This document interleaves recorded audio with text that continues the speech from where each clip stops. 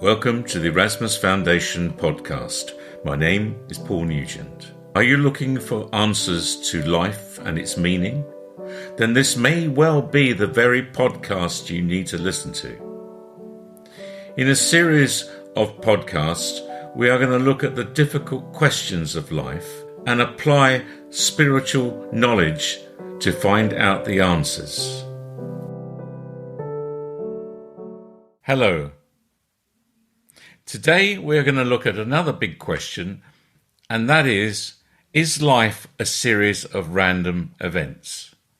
Some people believe that life is random and anything can happen, and it's entirely in your own hands what does happen. But we don't believe that here in the Erasmus Foundation, and we're going to talk about that shortly. Again, I have three friends with me, and they're going to introduce themselves now. My name is Julia Griffin. I first met Padina and Gordon and the Fellowship of Erasmus, as it was known then, about 40 years ago. And I started going to meetings in London soon after and seminars in Suffolk. I later moved up to Suffolk in about 89 to see if I could help with the administration. And I just got more and more involved and always absolutely fascinated in what I was learning. I am now living at the Erasmus Foundation home, which is in Laxfield, Suffolk. I live here with my husband, Hedley, and I'm part of a small group of volunteers who do work for the foundation. Hello, my name is Mike Easy. I currently live in the village of Stoke Ash in Suffolk, along with my wife and one of my two children, the elder having flown the nest. I am self-employed, running my own building refurbishment company, and whilst I'm not at work, my pastimes, my hobbies are being outside in the garden. I'm very, very much into gardening.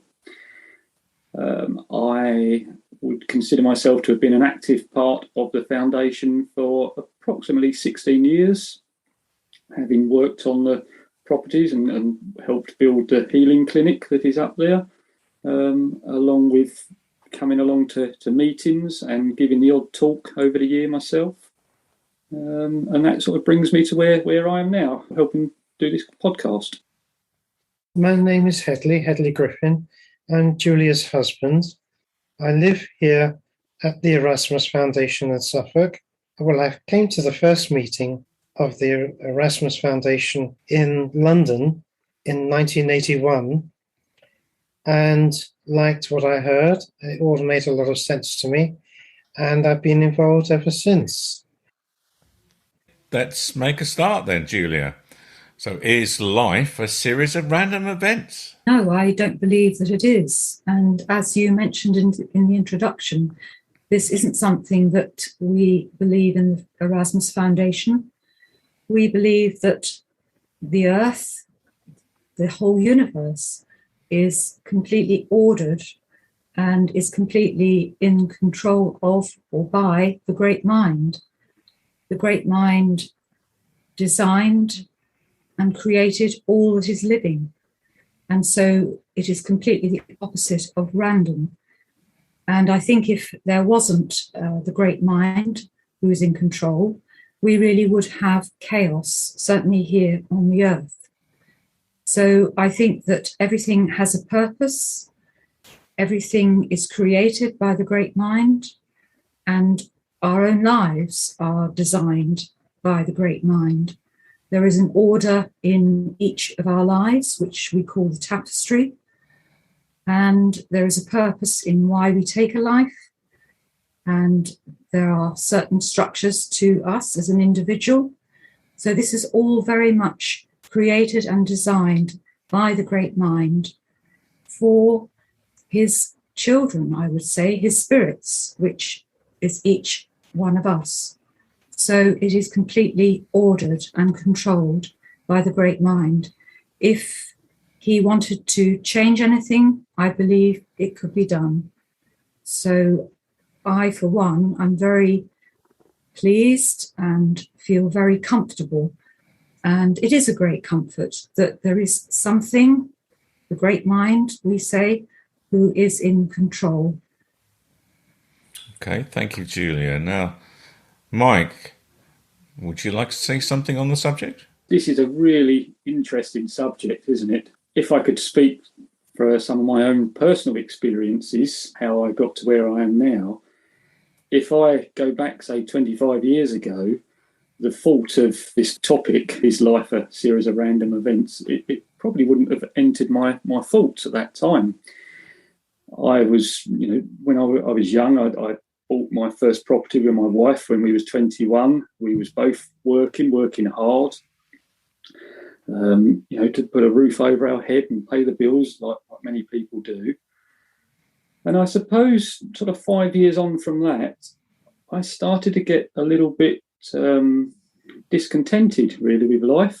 Not with my marriage, of course, that's rock solid, but just life in general. I started to question. It was at that time I just felt like I was a small cog in a very big wheel. And I started to ask the question, what is life all about? Is this what I've got for the rest of my life? And it's funny how we say nothing happens by chance. There is no such thing as coincidence. But even back then, it didn't really cross my mind, so to speak. But it was around this time that I was started questioning life, that I happened to have a gentleman working for me. He was sort of semi-retired. He was doing a bit of painting and decorating for my firm. And he told me he was a spiritual healer. Now, when I was in my sort of early 20s, I'd never heard of this before, but he was such a genuine guy that I did believe what he was saying. And he could obviously see in me that I was questioning life. And he suggested to me that I go along and find out a bit more about these sort of things, see if I could find a spiritual workshop or something like that to go along to. It was literally a matter of a week or so after this conversation that I was reading a local newspaper, and there in the classified ads was this advert for a spiritual workshop. Hence I went along to that, and I was involved in that sort of side of things for several years. That was a start of the questions being answered to me about life and how things don't happen by chance. Even back then, I suppose I didn't really recognise that all these encounters with various people were all, if you like, predetermined, plotted out. But everyone I spoke to and met, it was all meant for reason. Fast forwarding on from that, when my daughter was first born, I was living in a town called Wickford down in Essex, and it was almost out of the blue that I just decided I didn't want to bring my daughter up in that area. It wasn't bad at that time, but I wanted to head out to Suffolk. And a lot of people said to me, why Suffolk? I knew no one there. I had no work out that way, but something was just calling me. After, it must have been about a year or so, we was very fortunate to find a property in the village of Elmset, which, as you know, Paul, is where you yourself were living at that time. It was your wife, Jean, that actually spotted my van, which was all sign written, driving about, and got in touch with a view to having some work done on your property. And it was while I was working on your property, one day I was moving some furniture in a room where we was working, and something fell off the sideboard. When I bent down to pick it up, it was actually a recording of one of the Friday meetings from the Erasmus Foundation. It was a couple of days later when I saw you. I just questioned you about what it was, and you obviously we had a I don't know if you recall, but we had a good conversation about spiritual life and spiritual matters, and subsequently you invited me along to the Erasmus Foundation to start coming along to the meetings, and that was approximately 16 years ago. So now when I look back at all them events that got me to where I am now, I would never have envisaged that 25 years ago, I would be sitting here now doing this podcast talking about this very subject. So for me, there's so many pieces of that jigsaw that come together. I would most definitely say that no, life is not a series of random events whatsoever. Everything happens for a reason. It does indeed, and I do remember that distinctly, having those conversations with you. It was just something that was meant to take place, and it did. As you say, you've been here ever since. This has happened to all of us, I think. We've all had this kind of experience in our lives. Thank you, Mike. So, Headley, what is it that Mike is talking about here? A structure during our life. What would you say that was? Well, one thing people do talk about sometimes, when something happens, you hear somebody might say, "Oh, that was a coincidence."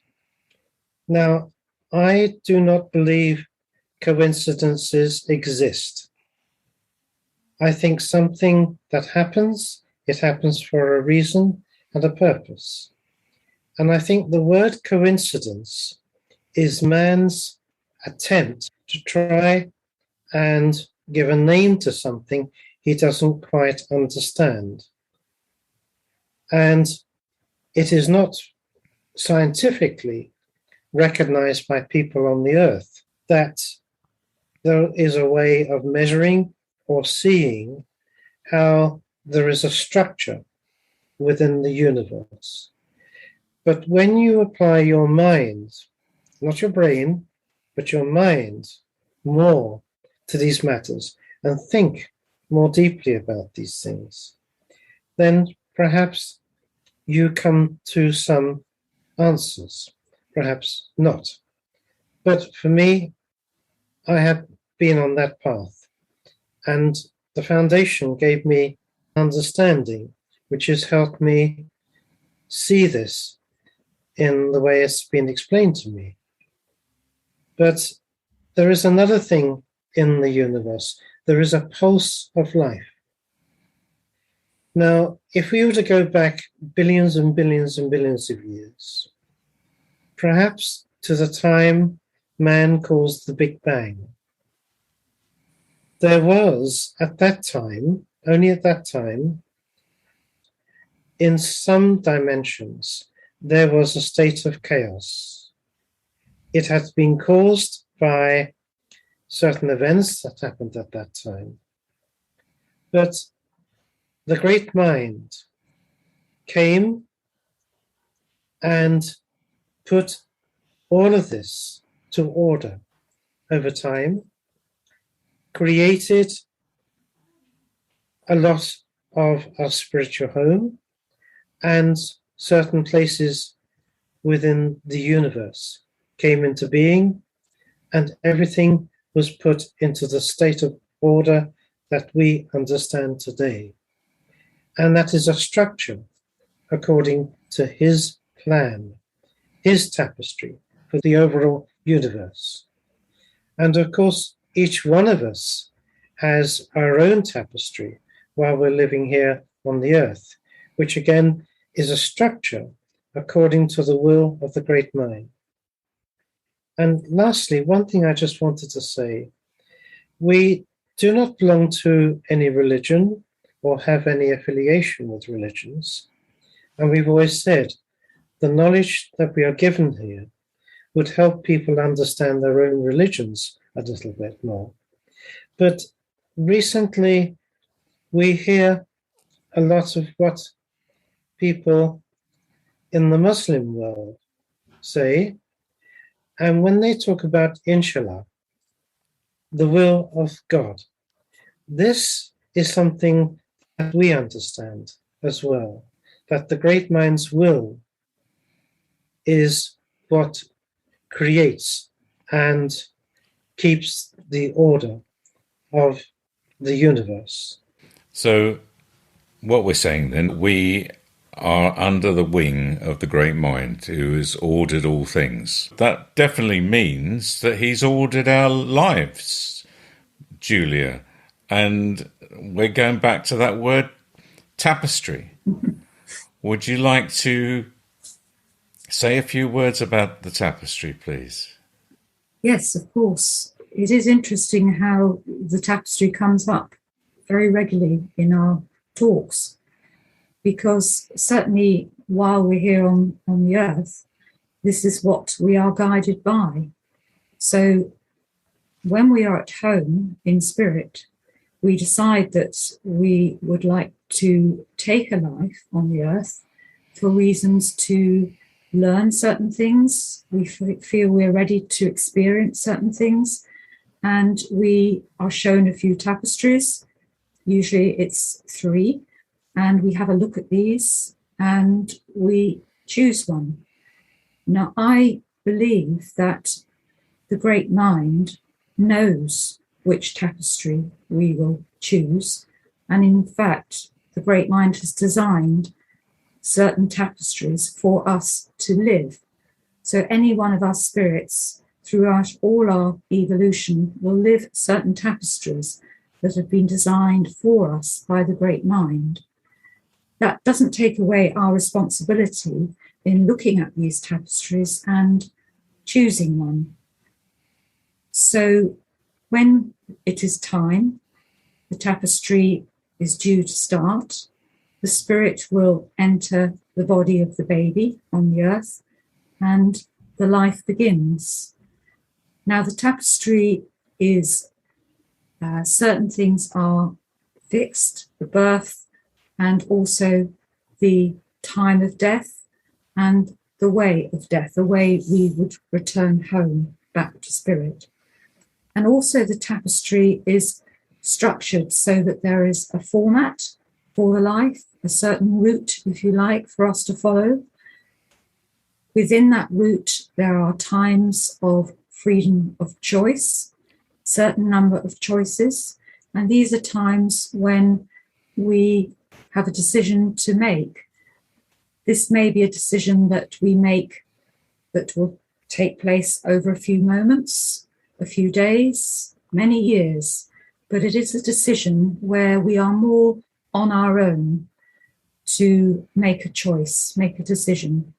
Whereas at other times in our life, there's a little bit more guidance and structure. But these freedoms of choice are set within the tapestry to happen.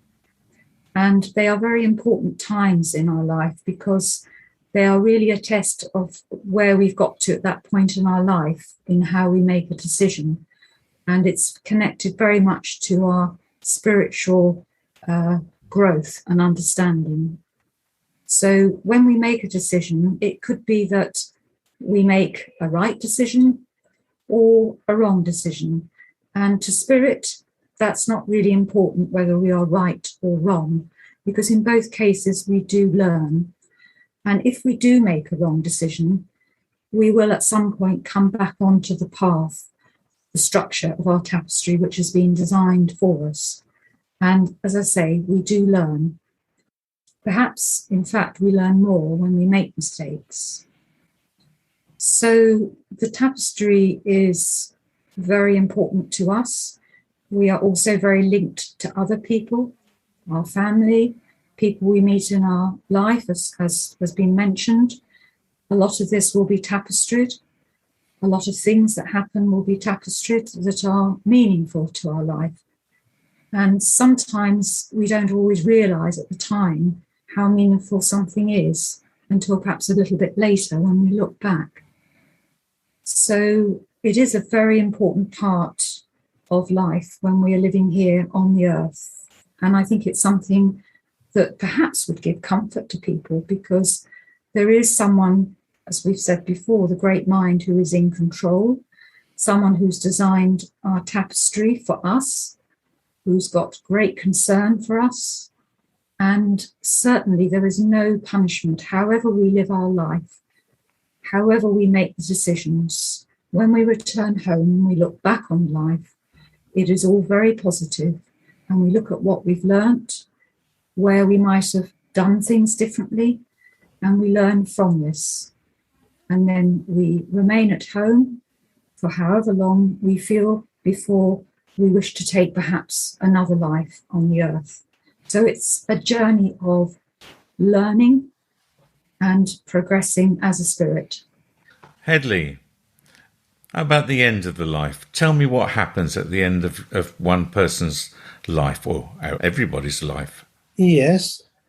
Well, one thing, again, we do believe, we've been told, it's been explained to us, that however a person leaves the earth to return home to spirit, that means of leaving the earth, whether it was death by natural causes, illness, whether it was murder, suicide, accident, however it happened, that was how it was meant to be. And that for some people might be a bit difficult, because if they've had a strong religious background, they would have perhaps been told, it would have been forced upon them to believe that suicide is a sin. In other words, something that if you did this, you would face punishment on returning home to spirit. And that is not true at all. That, for those who have died that way, that was very simply their key, their method of leaving the earth, leaving our physical garment, our body behind, to allow us to return to our natural and rightful state at home in spirit, where we come from, where we have started our spiritual life, where we continue with that life for eternity.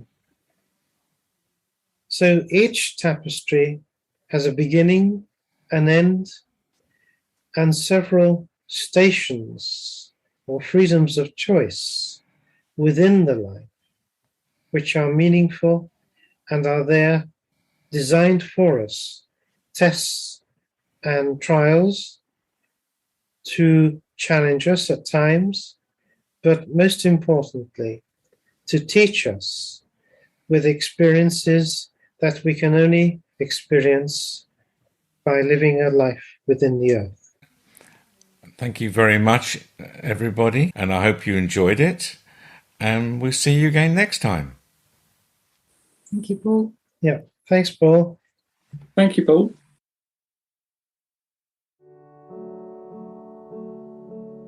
The Erasmus Foundation is a spiritual teaching and healing centre based in Laxfield, Suffolk, in the United Kingdom.